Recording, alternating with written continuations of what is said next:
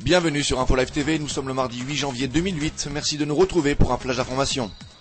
Les États-Unis se prépareraient à proposer l'idée du stationnement d'une force internationale de maintien de la paix en Judée-Samarie. Cette force internationale, qui pourrait inclure la participation de troupes de l'OTAN, ainsi que de troupes égyptiennes ou jordaniennes, assurera la sécurité pendant l'intervalle de temps séparant un retrait israélien de certaines zones de Judée-Samarie de leur prise de contrôle effective par l'autorité palestinienne. Le ministre de la Défense Ehud Barak a déclaré ce lundi que le Hezbollah avait récemment amélioré ses capacités militaires et possédait désormais des roquettes de meilleure qualité et d'une plus longue portée que celles employées durant la Seconde Guerre du Liban. Il a fait cette déclaration dans une réunion du Conseil pour la paix et la sécurité à Tel Aviv. Au sujet de la bande de Gaza, M. Barak a affirmé qu'une décision concernant une opération de grande envergure devait encore être prise.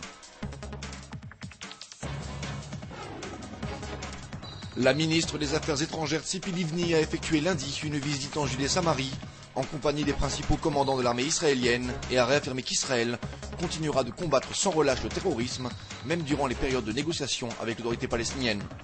Elle a ainsi affirmé, je cite, qu'Israël n'avait pas l'intention de jeter la clé de l'autre côté et d'attendre que tout se passe pour le mieux. La Cour de justice du district de Jérusalem a accusé hier Bassal El-Asmar d'avoir participé à l'assassinat de l'ancien ministre du Tourisme, Rehavam Ze'evi. Al-Asmar a été mis en accusation pour sa complicité dans le meurtre du ministre israélien avec Hamdi Kouran, qui avait été condamné à 2 peines de prison à vie et à 100 années additionnelles par le tribunal de Jérusalem. Rehavam Ze'evi avait été assassiné à Jérusalem le 17 octobre 2001. Enfin, pour information, il est désormais inutile de chercher une chambre d'hôtel à Jérusalem cette semaine. Les 7000 chambres disponibles dans la capitale seront toutes occupées par la délégation américaine venue accompagner le président George Bush à l'occasion de sa visite en Israël à partir de mercredi soir. Près de 10 500 policiers israéliens seront mobilisés pour assurer la sécurité du président et le coût de cette sécurité est estimé à $25 000 par heure.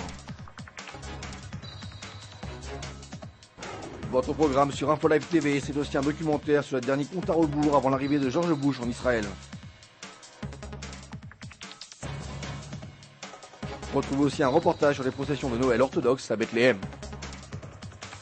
Merci de nous avoir suivis sur InfoLive TV. Très bonne journée à tous.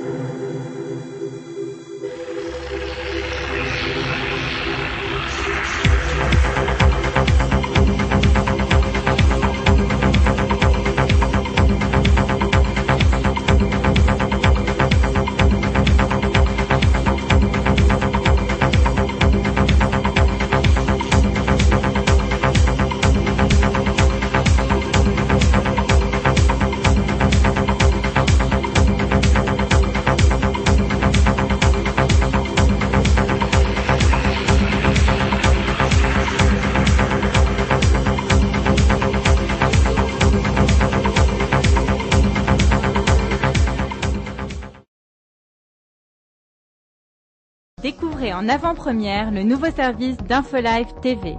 Recevez gratuitement chaque jour, en vidéo, les informations d'Israël et du Proche-Orient sur votre mobile.